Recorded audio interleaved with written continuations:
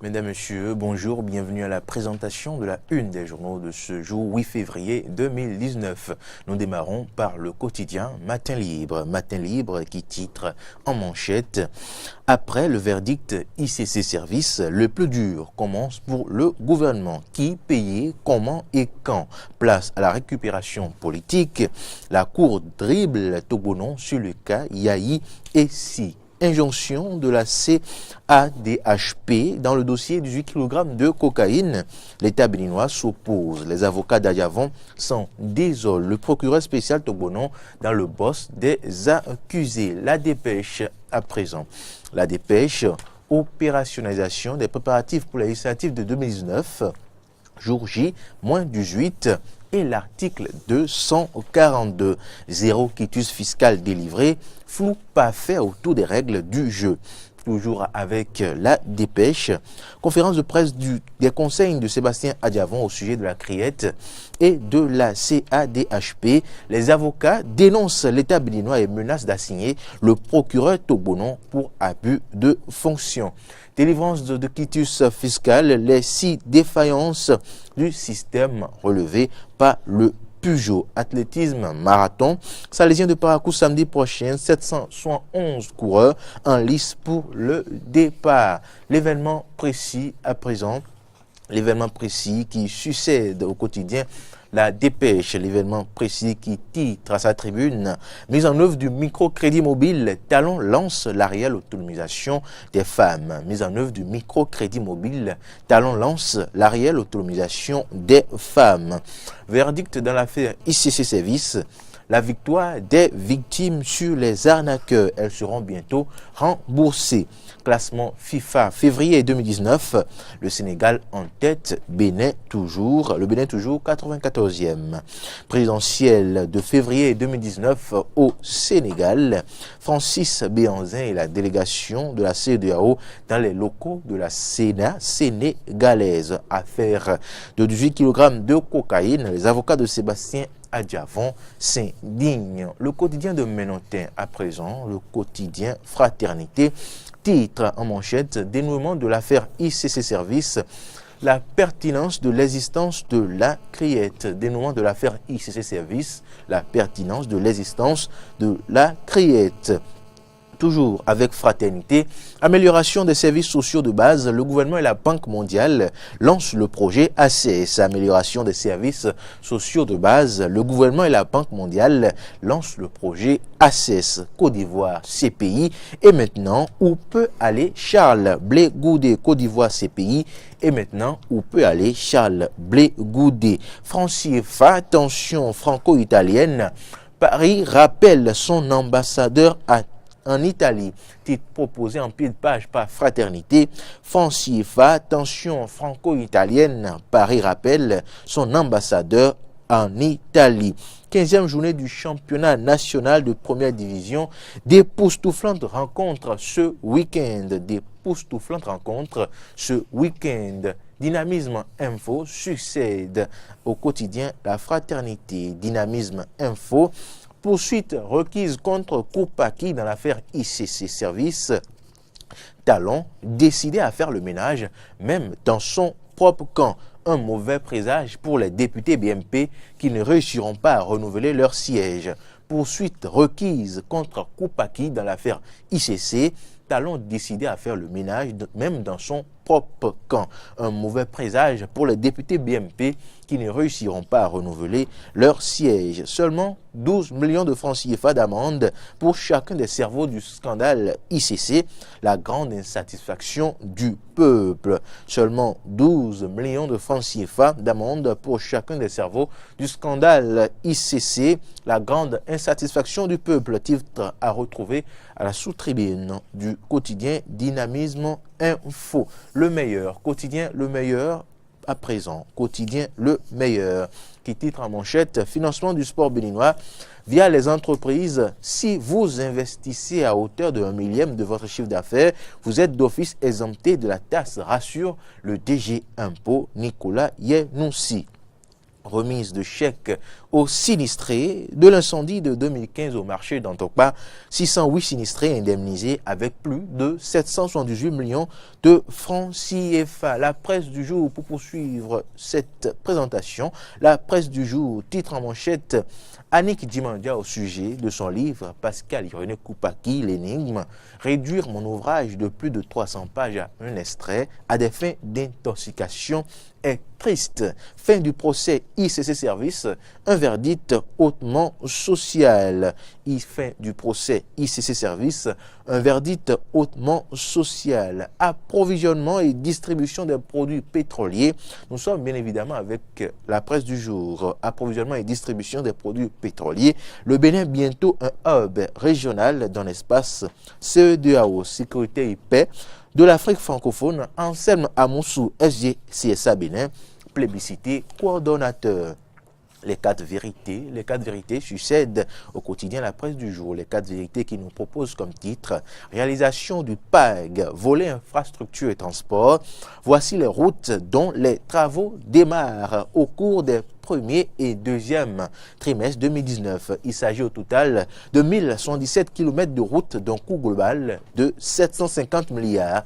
Début décembre 2016, le gouvernement Talon a réalisé au total 776 km de route pour un coût de 710 milliards. Mise en œuvre des grands chantiers routiers du PAG. Les travaux d'aménagement et de bitumage de la route Lokossa des Verts Plaroué, frontière Togo, lancés hier. Procès ICC à la Criette. La Cour donne enfin son verdict. Énergie électrique de la CEDEAO. Le SD du WAP présente un nouveau plan directeur des moyens régionaux de production et de transport. L'événement du jour. À présent, l'événement du jour. Travaux d'aménagement et de bitumage de la route Lokossa des Verts Plaroué. Talon lance le désenclavement du Koufou. Verdict ICC Service. La Cour ordonne le remboursement des victimes. Important communiqué de la Sénat. Un certificat de conformité à la nouvelle charte des partis exigé dans les dossiers de candidature. Microfinance au Bénin, la finance digitale prend encore le progrès. Le progrès pour mettre un thème à cette présentation. Verdict du procès ICC Service vers le remboursement des victimes. Guy Plogan et Émile Tegbenou écopent de 10 ans ferme. Bitumage de l'axe Lokossa des Verts Plaroué frontière du Togo. Le gouvernement lance le désenclavement du Koufou. Eh bien, ce sera tout pour la présentation de la une des journaux de ce vendredi 8 février 2019. Merci de l'avoir suivi. C'est donc l'essentiel à retenir pour ce qui est de l'actualité ce vendredi 8 février 2019. Le verdict au CICC, Frédéric Servan, après plus d'un mois de procès, cette affaire de crime économique, des milliards volatilisés, plusieurs Béninois spoliés. Voilà le verdict prononcé. Vous n'en êtes pas à la Criette. Que pensez-vous d'abord du verdict et ensuite du traitement que vous avez à les quotidiens Matin Libre qui a titré aujourd'hui après le verdict ICC Service le plus dur commence pour le gouvernement, qui payait, comment payer et quand, voilà. Oui, ce sont des questions qui restent là après ce verdict de ce procès ICC Service. Déjà, il faut commencer par saluer la fin de cette histoire ICC Service qui n'a fait que trop durer. Ce dernier moment est à saluer. Il faut bien accueillir la fin de ce procès. C'est la fin de la souffrance pour les spoliés et souffrance parce que tant que le procès dure, on est en mesure de se remémorer la douleur du passé, les êtres qu'on a perdus dans cette histoire, les économies et tout ce qui le drame qui a suivi cette histoire. Parce que tant qu'il y a le procès, il y a tous ces souvenirs-là qui ressurgissent. Donc la fin de ce procès, c'est la fin de quelque chose, c'est la fin d'une histoire, c'est une page qui est fermée. Et maintenant, tout un chacun va pouvoir avancer sereinement vers d'autres objectifs. Maintenant, le verdict en lui-même, c'est un verdict comme tout autre verdict. C'est un verdict comme tout autre verdict.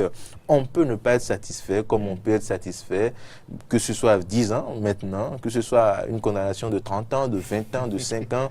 On aura toujours à redire parce que chacun de sa position n'apprécie pas à sa juste valeur les circonstances, n'est pas dans le secret des dieux, n'est pas dans le secret des dossiers.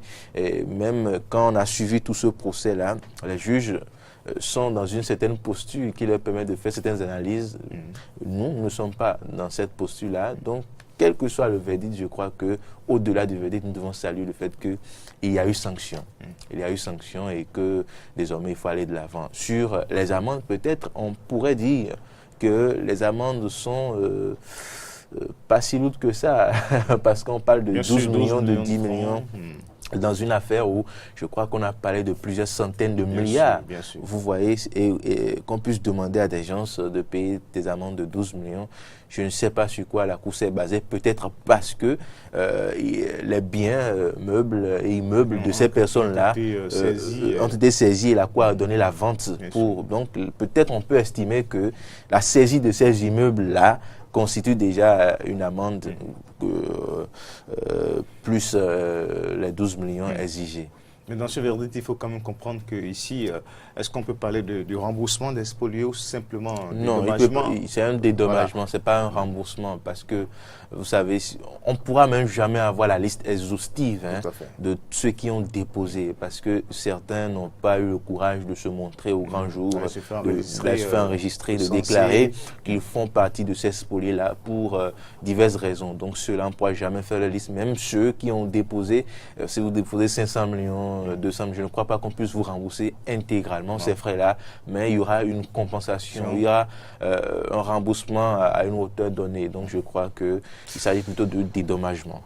Dynamisme Info qui a parlé de la grande insatisfaction du peuple, seulement 12 millions de francs d'amende pour chacun des cerveaux du scandale ICC, la grande insatisfaction du peuple. Ça, c'est je crois que nous devons nous exercer à moins aller vers ces titres-là, à moins proposer ces titres, parce que je ne sais pas, le verdict a été rendu quand? Avant-hier nuit. Bien sûr. Est-ce que Dynamisme Info a eu le temps de faire un sondage, d'interroger le peuple? Quel est l'échantillon du peuple questionné par Dynamisme Info pour qu'on puisse nous dire que le peuple est mécontent?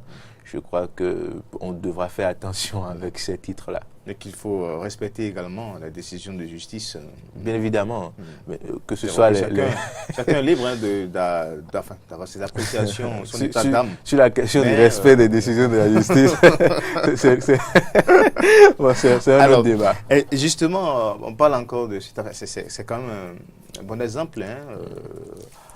Frédéric Servan, une affaire de crime économique qui a quand même été élucidée avec des verdicts rendus. L'impunité, ce n'est plus en fait maître mort au Bénin, c'est ça? Bien évidemment. Là, nous sommes dans les leçons de ce procès. Les leçons de ce procès nous enseignent que peu importe les postes que nous occupons aujourd'hui, peu importe les responsabilités que nous avons aujourd'hui, il faut y mettre non seulement de l'humilité, il faut y mettre du professionnalisme à ces postes-là. Parce que ces postes ne sont pas éternels et qu'on est appelé à quitter ces postes et qu'on est encore appelé à rendre compte, une fois qu'on a quitté, qu'à tout moment, qu'on peut vous faire appel pour justifier votre gestion, pour justifier telle ou telle décision. Parce qu'il n'y a pas été question que de justifier sa gestion dans ce procès. Tous ceux qui ont été appelés à la barre ont été appelés pour justifier comment ils ont pu laisser telle chose passer, comment ils ont pu autoriser leur inaction par rapport à telle chose. Donc, je crois que c'est cette leçon-là qu'il faut garder et ceux qui sont là actuellement au pouvoir, ceux qui sont aux affaires, doivent pouvoir savoir qu'ils ont l'obligation de bien faire ce pourquoi ils sont là, parce que demain, ils peuvent être appelés à se justifier. Eh bien, on parle encore Créette. Voilà, la Créette aura maintenant un autre calendrier, parce qu'il y a d'autres affaires encore. Oui, il y a beaucoup d'affaires. Il y a beaucoup d'affaires. Les Béninois attendent surtout la justice, la Créette, sur d'autres grands dossiers. Bien évidemment, on ne fera pas la liste exhaustive de ces dossiers que les Béninois attendent, mais il faut dire que les Béninois attendent, par exemple, la criette sur le dossier du scandale de l'éléphant blanc qui trône Bien sûr, en maître juste, devant à l'entrée de la capitale Porto-Novo, le siège de l'Assemblée nationale qui a été un gâteau où chacun... Les 45 milliards consumés les 45 milliards où chacun a coupé sa fait, part du gâteau. A fait Maria Gleta également. A fait Maria Gleta, a fait PPA2, même si on peut dire que la justice s'est prononcée déjà sur le dossier. N'empêche, la justice s'est prononcée sur l'affaire Adiavon, mais on a amené cette affaire à nouveau devant la criette. Donc, on peut encore dire que les populations sont attendues sur ce dossier-là de PPA2 où l'agent de l'eau s'est évaporé comme l'eau. Donc, je crois que... Et également, par rapport au chronogramme, je ne sais pas trop, de la criette, on reste avec Dynamisme Info qui titre aussi Banamé annoncé comme prochain grand dossier à la criette quand la justice humaine est sollicitée pour faire comparaître un dieu en chair. Bon, comme vous l'avez dit, nous prenons le rendez-vous. Ah, mais ça dit que la criette a de gros morceaux peut-être. Bon, la criette a des défis. La criette a des défis. Hein. Avec Igor, on peut dire que la criette est en quête de légitimité. Vous le savez, la criette décriée de part et d'autre par toutes les personnalités et même à ce qu'on en vienne déjà à ce que la Cour déclare inconstitutionnel, un alinéa des tests qui régissent l'institution. Là, c'est dire qu'il y a beaucoup de choses peut-être à corriger dans les tests qui régissent cette Cour-là. Elle dit même que rien n'est pas fait et que peut-être les critiques des uns et des autres sont fondées. Donc, la criette est en quête de légitimité. Peut-être que la criette va oser. Est-ce qu'elle va oser juste dans les proportions que vous voyez là, parce que vous savez là qu'il y a... Vous savez ce que vous savez. Donc, est-ce que la criette va oser aller sur ce terrain, dans ces proportions, toucher de toute façon, à certaines personnes qui sont protégées? On ne sait pas. On parle de justice, la criette est là pour la justice. Non, vous savez, Dieu aussi pour la justice. Donc, ça va pas du tout être... ça va être un match amical. C'est la même chose. Nous allons observer. D'accord. On va passer à un autre dossier. Injonction, ça c'est matin libre, injonction de la CADHP. Dans le dossier 18 kg de cocaïne, l'État béninois s'oppose. Les avocats d'Adiavon s'en désolent. Oui, nous avons... Cette nouvelle a fait le tour, hein. Elle a fait le tour du Bénin et même le tour de la région, etc. hier. C'est avec un pincement au cœur peut-être qu'on accueille cette nouvelle parce que, qui vous souviennent que le leitmotiv de ce gouvernement avait annoncé pendant la campagne électorale de 2016, avant que ce régime ne puisse s'installer, leur discours sur le terrain, c'était le respect des décisions de justice. Bien sûr. Parce qu'on a déploré le fait que le gouvernement précédent, qu'on appelle le gouvernement défunt, le gouvernement Yahi, a été un gouvernement qui ne respectait pas les décisions de justice, qui bafouait les décisions de justice. Et donc, le thème de campagne, le leitmotiv, la promesse aux populations a été que, dès l'avènement du régime de la rupture, du nouveau départ, que les décisions de justice seront respectées désormais. Donc, on apprenne maintenant que l'État ne veuille pas respecter la décision d'une cour régionale. Je crois que ça n'honore pas le Bénin. Il faudra que l'État monte au créneau après cette information pour nous dire ce qu'il en est. Est-ce que l'État a refusé ou bien est-ce que l'État a usé d'autres voies de recours pour obtenir une autre décision de la CADHP? On aura toutes ces informations, on pourra mieux apprécier. On pourra mieux apprécier, mais déjà... que ce soit que l'État use d'autres recours, c'est légitime, c'est légal, mais que jamais l'explication ne soit que l'État ne veuille délibérément pas obtempérer, exécuter une décision de justice sous-régionale. Cela n'honora pas le Bénin et cela n'honore pas ce régime qui avait une promesse claire, le respect de la justice, le respect des citoyens de l'État de droit et des tests. Et il faut quitter un État voyou.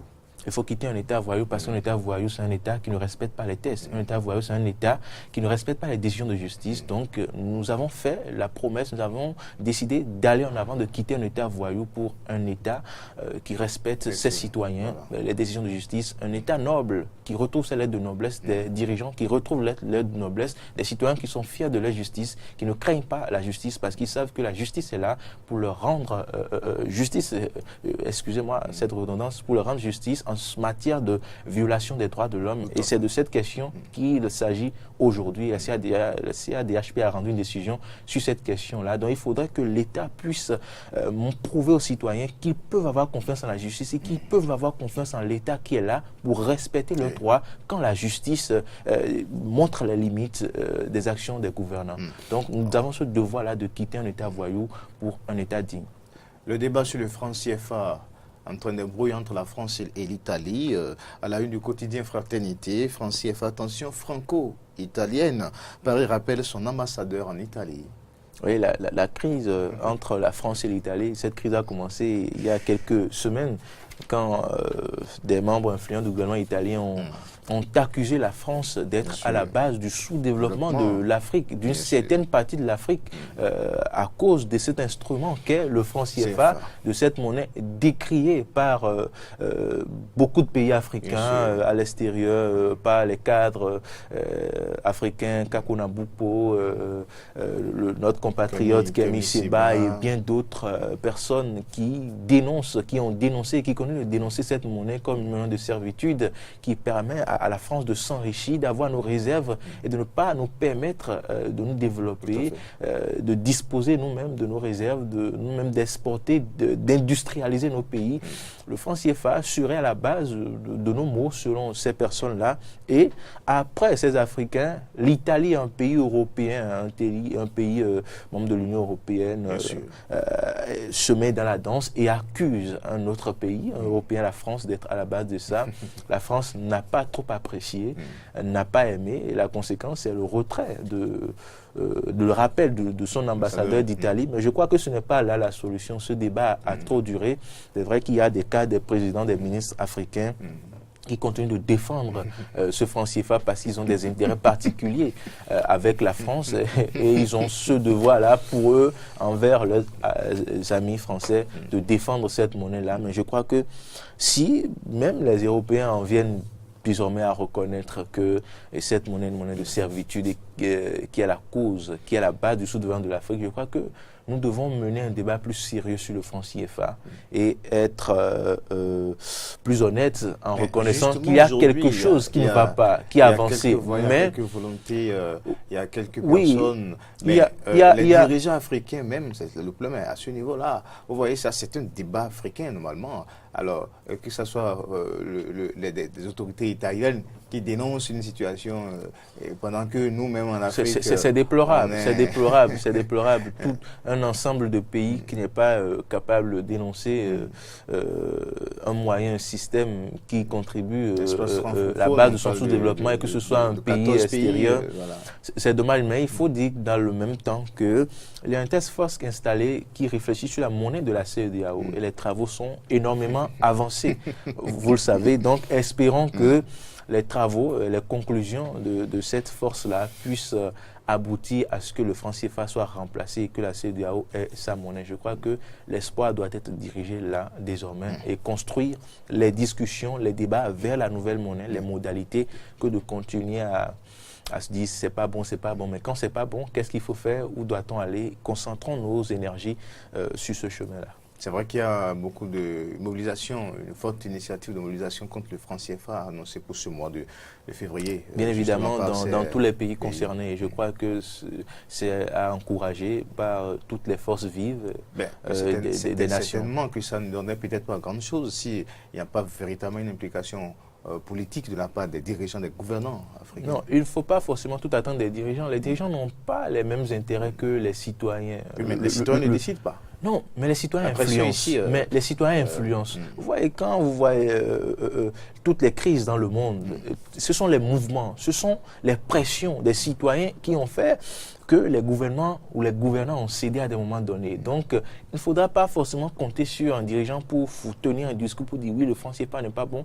La pression doit venir des citoyens qui sont les dernières personnes qui subissent les conséquences du sous-développement, de la pauvreté. Parce que les dirigeants, ils sont nourris aux frais de la princesse. Donc, eux, ne voient pas votre misère, ils n'ont pas les mêmes intérêts que vous. Mais quand vous-même, l'impact direct de ce sous-développement, c'est vous qui subissez cela, c'est vous qui êtes pauvres, il faut pousser les gouvernants. À l'intérêt de son peuple et non à ses propres intérêts. Mais malheureusement, sur le continent, c'est ça. Malheureusement, vous avez vu en RDC, vous avez vu finalement ce qui s'est passé. Voilà, ça c'est l'Afrique.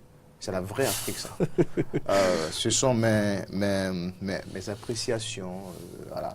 Vous voyez, le Venezuela aujourd'hui, la situation au Venezuela, vous voyez, c'est beaucoup plus une guerre entre puissances.